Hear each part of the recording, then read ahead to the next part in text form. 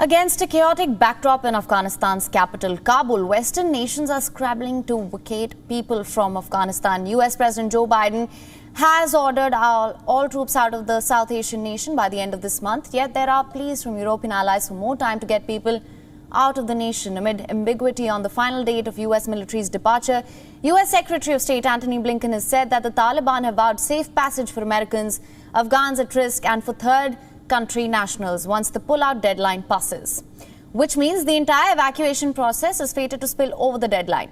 Now, as a massive airlift of foreign nationals and their families along with some Afghans is underway, at least 4,500 American citizens of 6,000 Americans who wanted to leave Afghanistan have departed. Antony Blinken has said that now as many as 1,500 American citizens may still be needed to evacuate from Afghanistan, and that the Taliban have pledged to allow some departures after US troops leave the country on August 31st.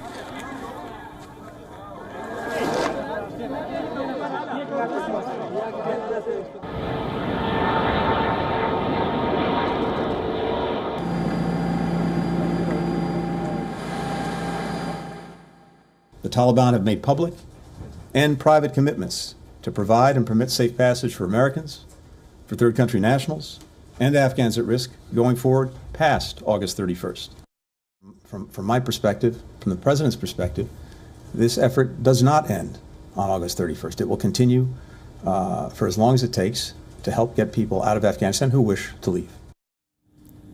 US officials are in direct contact with another 500 Americans who want to leave. They have been provided with specific instructions on how to get to the airport safely. For the remaining 1,000 Americans, US officials are aggressively reaching out to them to determine whether they still want to leave. When asked about what is being done to keep Kabul airport functioning after the US troops leave, Blinken said that regional countries were looking into whether they can play a role in keeping the airport open. He also added that the Taliban have made clear that they have a strong interest in having a functioning airport. Speaking on the future relations with the Taliban, Blinken said that the United States will judge engagement with any Taliban-led government in Afghanistan based on one simple proposition, that is America's interests.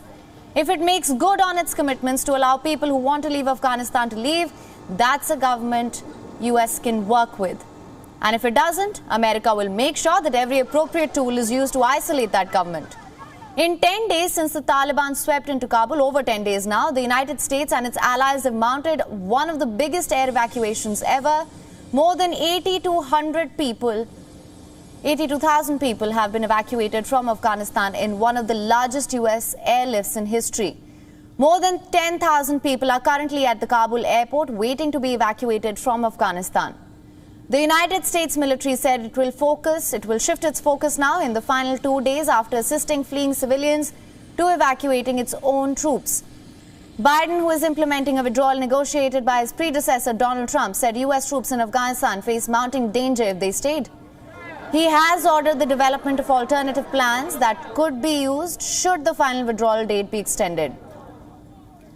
Now, Biden has been briefed on the contingency plans for Afghanistan evacuation as well as the threat from the ISIS-K militant group. And for more on this story, Iris Pritzer gets us a report from San Francisco. Let's listen in.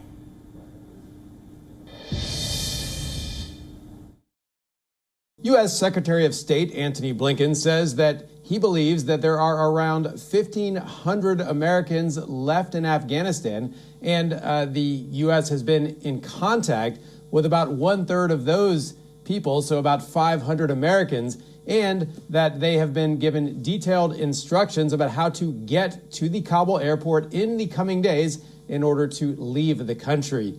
It wasn't immediately clear what was happening with the remaining 1,000 Americans. Some of them may certainly want to stay in Afghanistan, it sounds like, but Blinken saying that the State Department was making aggressive efforts to reach all of those people. Around 4,500 Americans have been evacuated so far in recent days, and the Secretary of State insisting that the country was on track to meet the August 31st deadline, at least to evacuate all the Americans who want to leave. What is less clear is the fate of the tens of thousands of Afghans who have worked with the United States over the years and may have a right to be evacuated as well. Blinken saying that the Taliban had promised safe passage for many of those people, but there are serious doubts about whether that will actually happen once the U.S. Is completely basically out of the country after August 31st, or we don't know exactly what will happen there. Also, the Israeli Prime Minister Naftali Bennett is in Washington for his talks with the President Joe Biden. This is his first visit to Washington as the Prime Minister. He met with Secretary of Defense Lloyd Austin as well as Blinken ahead of that meeting with Biden Thursday. Bennett has made it clear that he intends to press the American president to take a harder line on Iran and the acceleration of Tehran's nuclear program. WION is now available in your country. Download the app now. Get all the news on the move.